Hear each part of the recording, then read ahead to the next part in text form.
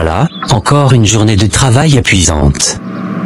Pendant que moi je me bats pour agrandir notre empire, toi, mon fils aîné, tu es ici, affalé comme un roi sans royaume.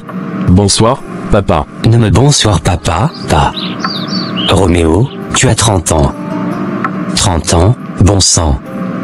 Et tu passes tes journées à ne rien faire, à vivre au crochet de ma réussite. Regarde-toi. Pendant que ton petit frère construit son avenir, toi, tu fais quoi? Ah, on y est, encore la comparaison avec Enoch. Toujours Enoch, Enoch, Enoch. Parce qu'au moins, lui, il a un cerveau. Il a de l'ambition. Il veut aller loin, sans dépendre de moi. Toi, tu es juste, un incapable. Papa, tu me manques de respect chaque jour. Je suis ton fils, pourquoi tu me traites comme un moins que rien? Parce que c'est ce que tu es, Roméo. Regarde autour de toi, cette maison, cette richesse, tout ça, c'est grâce à moi. Et toi, tu es là, à te prélasser comme un prince sans couronne. Peut-être que si tu m'avais donné une chance dans ton entreprise, je pourrais prouver ma valeur. Une chance? Pour faire quoi? Détruire ce que j'ai construit. Je ne peux pas confier mon empire à un fainéant.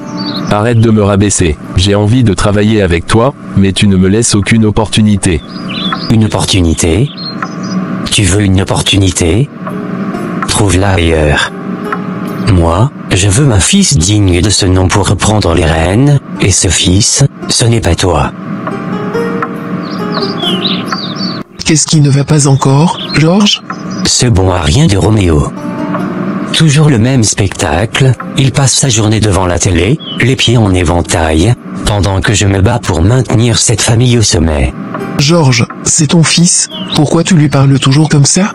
Parce qu'il est incapable. Regarde Enoch. Lui, au moins, il a compris la valeur du travail. Il a de l'ambition, de l'intelligence, mais Roméo. Rien. Du vide. Georges, tu es injuste. Roméo veut travailler avec toi, mais tu ne lui donnes aucune chance. Peut-être qu'il a du potentiel, mais tu es trop dur avec lui. Du potentiel? Roméo. Allons, Claudia, sois sérieuse. Tu veux que je mette mon entreprise entre les mains d'un homme qui ne sait même pas gérer son propre avenir? Ce serait un désastre. Alors trouve-lui un travail au moins. Tu es quand même un ministre dans ce pays, tu as des relations. Tu veux que je lui trouve quel genre de travail? Pour qu'il me ramène la honte.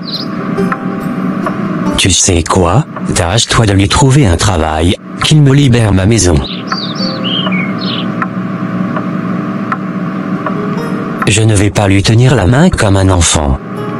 S'il veut me prouver quelque chose, qu'il le fasse par lui-même. Moi, je ne peux pas parier sur un perdant. De toutes les façons, il reste ton fils. Oui, et c'est bien ça le problème.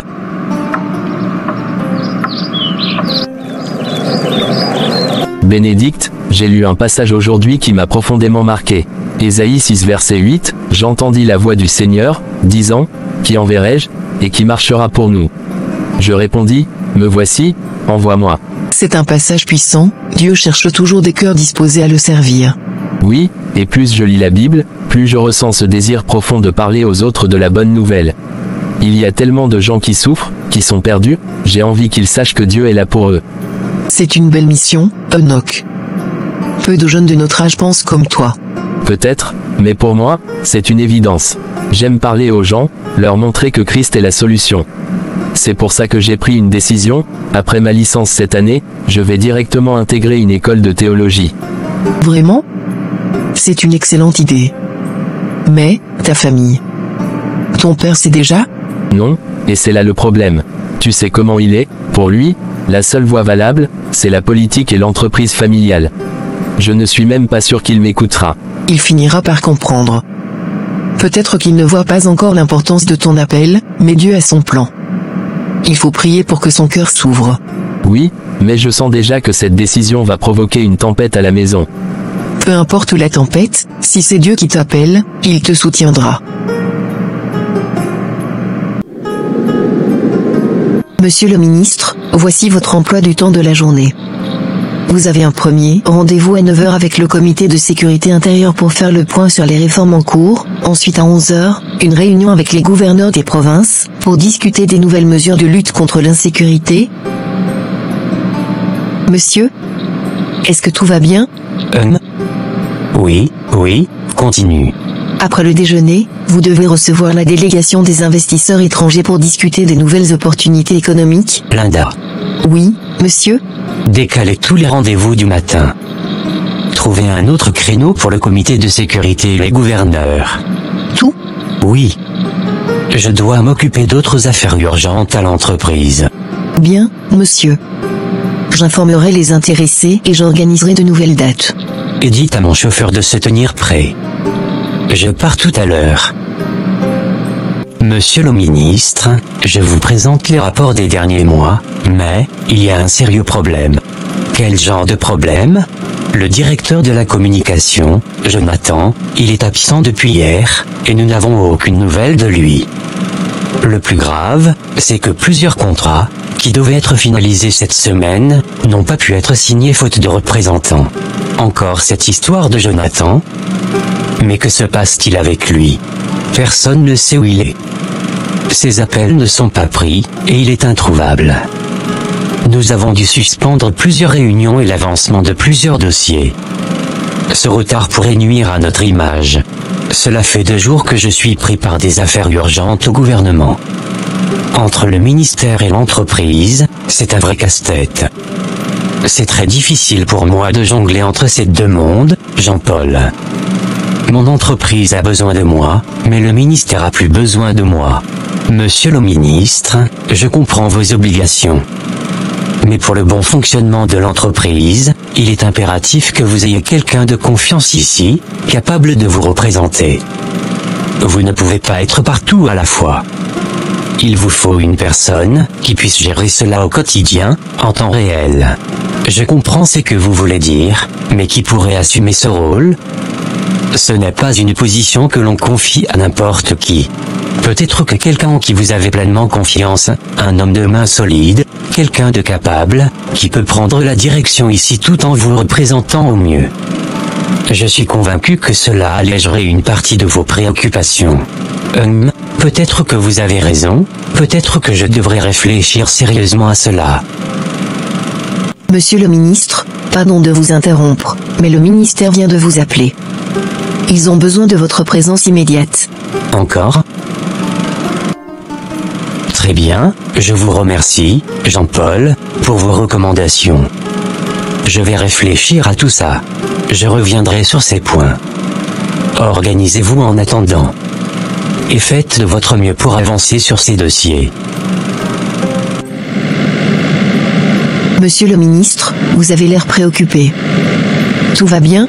Ne t'inquiète pas, Linda, ce sont juste les stress de la journée. Stress? Vous avez pourtant l'habitude des journées chargées. Qu'est-ce qui vous tracasse autant aujourd'hui? L'entreprise, c'est un vrai casse-tête en ce moment.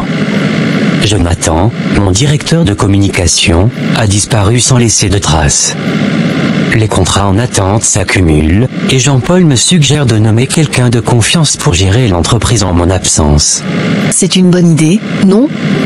Vous ne pouvez pas tout gérer vous-même, monsieur. Vous êtes ministre de l'Intérieur, et votre emploi du temps est déjà surchargé. Oui, je sais, mais c'est plus compliqué que ça. Trouver une personne de confiance, capable de gérer une entreprise de cette envergure, ce n'est pas facile. Et pourquoi pas l'un de vos fils? L'un de mes fils? Ne me parle surtout pas de Roméo. Ce garçon ne vaut même pas la peine d'être mentionné. Il passe son temps devant la télévision, il vit comme un prince sans lever le petit doigt. Il n'a ni ambition, ni intelligence. Et Enoch? Il est brillant, il a la tête sur les épaules. Exactement.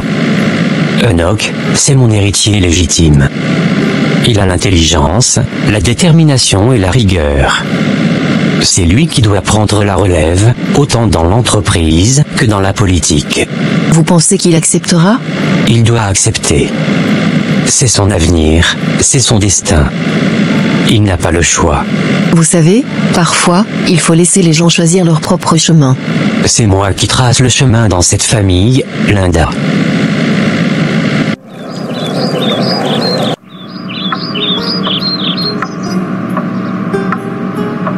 Enoch. Mon fils.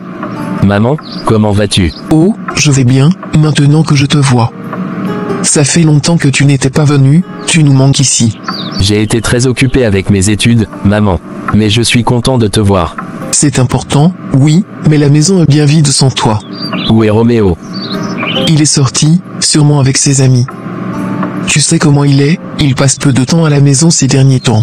Ça ne m'étonne pas. J'espère qu'il ne fait pas de bêtises. Non, enfin, je l'espère aussi. Mais parlons de toi. Enoch, je suis tellement impatiente que tu finisses ton parcours cette année et que tu reviennes enfin vivre avec nous. Maman, je voulais justement te parler de ça. Qu'y a-t-il? Je ne pense pas revenir.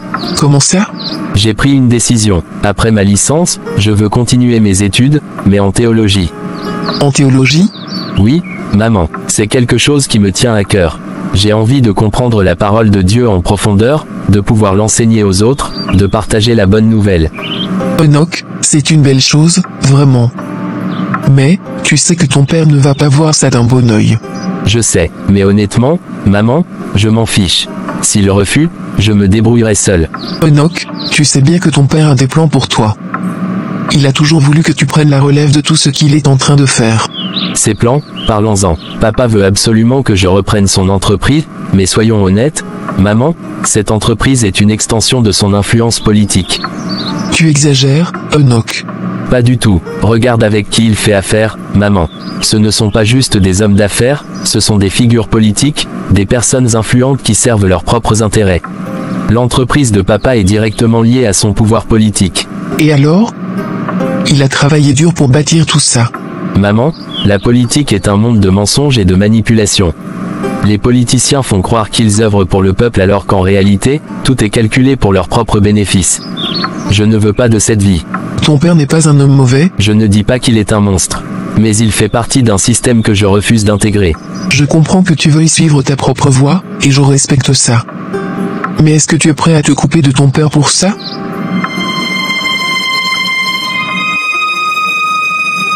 Monsieur le ministre. Commissaire Léon, j'espère que ce n'est rien de trop grave pour m'avoir appelé aussi tard. Prenez place, monsieur le ministre. J'ai quelque chose d'important à vous dire. Je vous écoute. Cet après-midi, j'ai envoyé mes agents en mission dans un quartier que vous connaissez bien, celui où opèrent les gangs qui nous causent des ennuis depuis un bon moment. Oui, je vois, ces délinquants deviennent de plus en plus audacieux. Justement, lors de cette opération, mes agents ont interpellé plusieurs jeunes qui traînaient dans le secteur, et parmi eux, il y avait votre fils, Roméo. Mon fils? Vous êtes sûr de ce que vous dites? Certains, monsieur le ministre. Mes agents l'ont arrêté en compagnie de plusieurs jeunes, certains déjà connus de nos services pour divers délits. Cet enfant me cause bien trop de soucis ces derniers temps. Dès que j'ai su qu'il s'agissait de votre fils, j'ai immédiatement ordonné sa libération. Je ne voulais pas que cette affaire prenne une tournure médiatique, vous savez comment sont les choses dans ce pays. Vous avez bien fait. La presse se serait emparée de cette histoire, et je n'ai pas besoin d'un scandale en ce moment. Exactement, mais ce n'est pas pour couvrir cette affaire que je vous ai fait venir. C'est pour vous avertir. Avertir de quoi? Votre fils, monsieur le ministre, il fréquente des endroits où il ne devrait pas être. Ce quartier n'est pas un lieu où un jeune homme de son statut devrait traîner. Vous savez aussi bien que moi que ce genre de fréquentation peut mal finir. Je le sais, Roméo devient incontrôlable. J'ai tout fait pour lui donner une bonne éducation, un avenir assuré, et voilà qu'il passe son temps avec des délinquants. Vous êtes un homme puissant, monsieur le ministre. Vous gérez un ministère, une entreprise, mais votre propre fils pourrait être votre plus grand problème si vous ne faites rien à temps. J'en suis conscient, commissaire. Et croyez-moi, je vais trouver une solution. Je l'espère, monsieur le ministre. Parce que si demain mes agents le retrouvent dans une autre descente, je ne pourrai pas garantir qu'il s'en sortira aussi facilement. Merci, commissaire. Je vais gérer ça à ma manière. C'est tout ce que je vous demande. Bonne soirée, monsieur le ministre.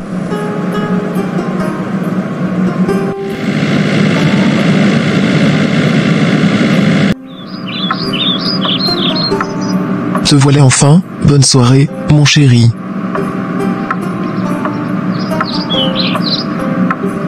Où est Roméo? Il est dans sa chambre, il dort déjà. Pourquoi cette question? Bien sûr qu'il dort paisiblement, pendant que moi, je me bats pour rattraper ces conneries. Qu'est-ce qui s'est passé? Qu'est-ce qui s'est passé? Ton fils a failli finir en prison ce soir, Élise. Quoi? Mais pourquoi? Figure-toi que notre cher Roméo traînait dans un quartier de gangsters cet après-midi. Un endroit infesté de voyous et de criminels. Les policiers menaient une descente et l'ont arrêté avec d'autres petits délinquants. Seigneur, mais qu'est-ce qu'il faisait là-bas? Tu crois que je le sais? Si le commissaire n'avait pas reconnu qu'il était mon fils, il dormirait en prison en ce moment. Mais, peut-être qu'il avait une raison d'être là, peut-être que... Ah non, Élise, ne commence pas avec tes excuses habituelles. Ce garçon est un incapable. Un raté. Il me fait honte. Georges, arrête un peu. Roméo est notre fils. Il a peut-être fait une erreur, mais ce n'est pas une raison pour lui cracher dessus comme ça. Une erreur? Une erreur, dis-tu? Ce garçon n'est qu'un fardeau. Un poids qui me ralentit. Je lui ai tout donné, une bonne éducation, une maison confortable, tout ce qu'il faut pour réussir. Et regarde ce qu'il fait de sa vie. Il me déshonore. Tu es dur avec lui, tu ne cherches même pas à comprendre pourquoi il agit ainsi. Pourquoi? Tu veux savoir pourquoi?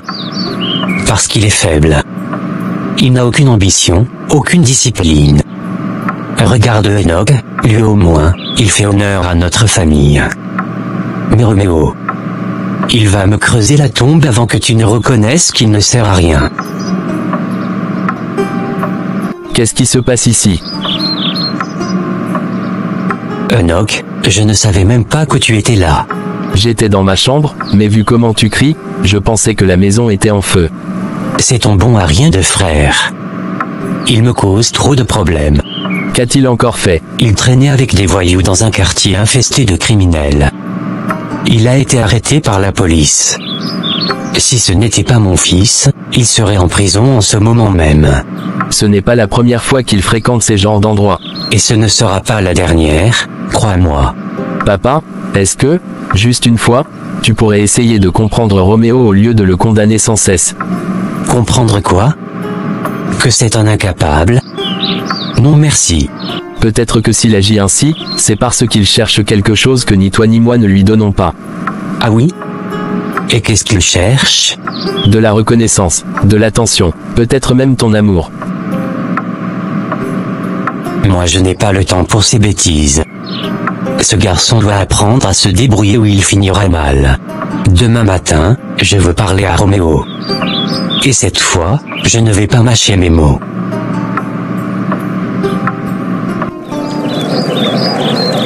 Tu es réveillé, tu crois que je dors encore. Avec tout le vacarme qu'il y a eu hier soir. Justement, c'est pour ça que je voulais qu'on parle. Roméo, tu ne vois pas ce qui est en train de se passer. À cause de toi, papa et maman ne cessent de se disputer. Ah, voilà, le discours du fils parfait. Ce n'est pas une question d'être parfait. C'est une question de maturité, Roméo. Tu es plus grand que tout ça. Ah oui, plus grand que quoi? Exactement. Plus grand que les reproches constants de papa. Plus grand que l'indifférence de maman qui passe son temps à me défendre sans vraiment me comprendre.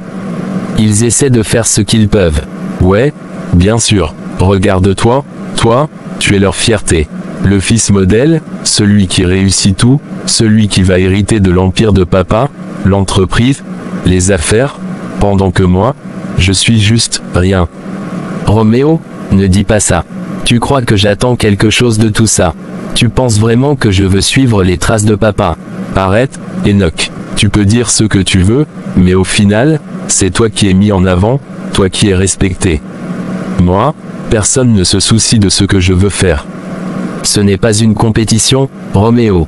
On est frères, et moi, je ne veux pas de ce que papa essaie de me donner.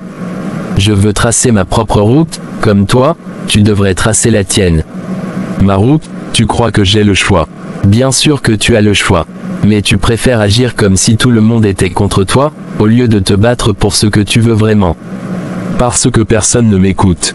Toi, tu peux te permettre de refuser l'héritage de papa, mais moi, je veux travailler avec lui, et personne ne m'en donne l'opportunité. Tu crois que papa te refuserait ça? Regarde comment il me traite, il me prend pour un raté. Pourquoi il me donnerait une place à ses côtés? Enoch, calmement, peut-être parce qu'il attend que tu lui prouves que tu es prêt. Ça ne sert à rien, Enoch. Tu perds ton temps. Je ne perdrai jamais mon temps avec toi, Roméo. Vous m'avez appelé, monsieur. Oui, dis à mon fils Enoch de venir prendre le petit déjeuner avec moi. Je veux discuter avec lui. D'accord monsieur, j'y vais tout de suite. Alors, mon fils, comment vont tes études? Tout se passe bien? Tu as besoin d'argent ou de quelque chose? Tout va bien, papa. Merci. Bien. Si jamais tu as besoin de quoi que ce soit, dis-le-moi directement. Tu n'as pas à hésiter. Au ministère, c'est toujours la même pression. Les gens ne comprennent rien à la politique, ils croient que tout est facile. L'entreprise aussi demande beaucoup d'attention. J'ai vraiment hâte que tu termines ta licence. Tu sais, j'ai besoin de toi à mes côtés. Il est temps que tu commences à apprendre comment gérer tout ça. Tu es mon héritier, Enoch. Et je veux que tu prennes la relève. Papa, et Roméo. Ne me parle pas de ce vaurien quand on discute de choses sérieuses. Papa, je viens de parler avec lui, et je pense qu'il aimerait vraiment faire quelque chose dans l'entreprise. Peut-être qu'il a juste besoin d'une chance. Une chance? Ce garçon a eu 1000 chances, et qu'en a-t-il fait? Il passe son temps à traîner avec des vauriens, à m'attirer des ennuis, à salir mon nom. Peut-être qu'il cherche juste sa place. Cette discussion est close. Revenons aux choses sérieuses. Papa, il y a quelque chose que je dois te dire. Après ma licence, je ne reviendrai pas à la maison. Arrête tes blagues, Enoch. Je ne plaisante pas, papa, j'ai quelque chose de prévu. Qu'est-ce que tu es en train de me dire, exactement? Je vais m'inscrire dans une faculté de théologie. J'ai envie d'apprendre à parler aux gens de la bonne nouvelle du Christ. C'est ma voie. Quoi? Il est hors de question que tu gâches ta vie de cette manière. Papa, ce n'est pas gâcher ma vie. C'est suivre ma propre route. Suivre ta propre route? Et tu penses laisser mon empire à qui? À ce bon à rien de Roméo.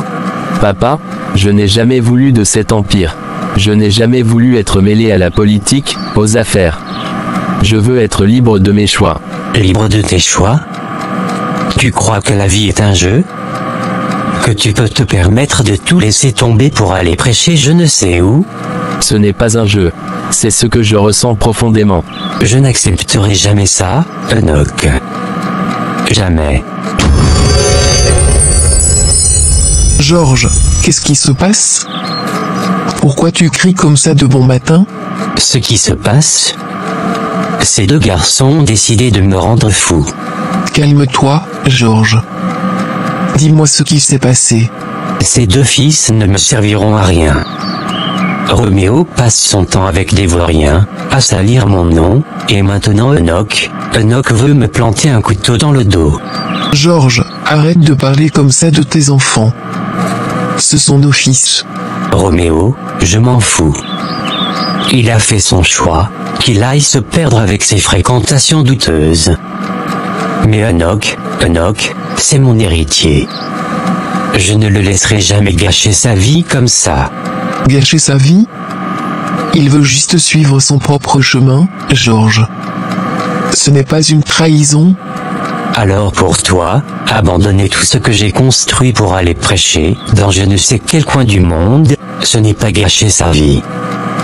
Tu veux que mon empire tombe entre les mains de qui? Peut-être que notre fils ne veut pas d'un empire. Peut-être qu'il veut simplement être heureux. Heureux? Et moi alors? Moi qui ai travaillé toute ma vie pour bâtir cet empire? Moi qui me suis battu dans la politique, dans les affaires, pour que ma famille ne manque de rien? Je suis censé regarder mon fils tourner le dos à tout ça sans rien dire? Je sais à quel point tu tiens à Enoch, mais tu ne peux pas le forcer à devenir ce qu'il n'est pas. Je refuse qu'il gâche son avenir. Je refuse qu'il salisse mon nom en quittant tout pour aller devenir un simple prêcheur. Salir ton nom? Est-ce que tu t'écoutes, Georges? Depuis quand suivre Dieu est une honte? Ce n'est pas une honte. Mais ce n'est pas pour lui. Il est né pour diriger, pour reprendre les rênes de ce que j'ai construit. Il n'a pas le droit de jeter tout ça à la poubelle. Tu as peur, Georges, mais tu ne peux pas diriger sa vie à sa place.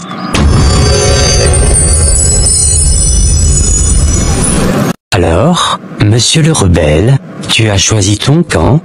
Papa, ce n'est pas une guerre. Je veux juste être moi-même. Être toi-même? En trahissant ton père? En rejetant tout ce que j'ai bâti? Très bien. Puisque vous avez tous décidé de me désobéir, voici mes conditions. Si tu veux faire ta vie comme bon te semble, alors tu le feras sans moi. Plus de maison, plus d'argent, plus d'héritage, plus rien. Je t'efface de ma vie. Ça ne me dérange pas. Je me débrouillerai pour être en paix. J'ai déjà pris ma décision, et si je dois tout perdre pour suivre mon chemin, alors soit. Je préfère encore mourir que de faire de la politique. Si tu crois que la peur va me faire changer d'avis, alors tu ne me connais pas, papa.